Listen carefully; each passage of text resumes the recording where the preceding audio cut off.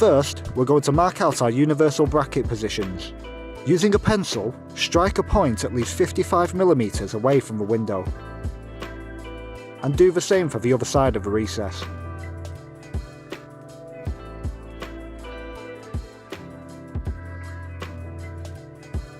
Now we can secure our brackets. We'll start by screwing our idle end into the previously marked spot, ensuring the bracket isn't completely flush against the wall so you can fit your bracket covers. Secure with a second screw, and you can now fit your bracket cover.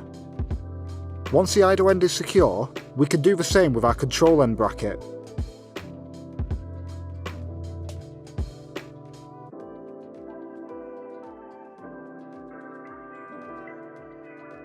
Now our brackets are in place, we can install the roller blind.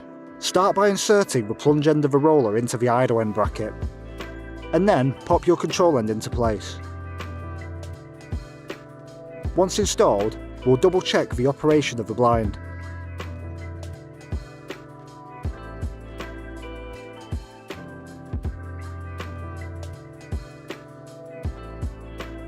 Your roller blind will come with child-safe easy break connectors, which will break apart under too much pressure and will easily click back together.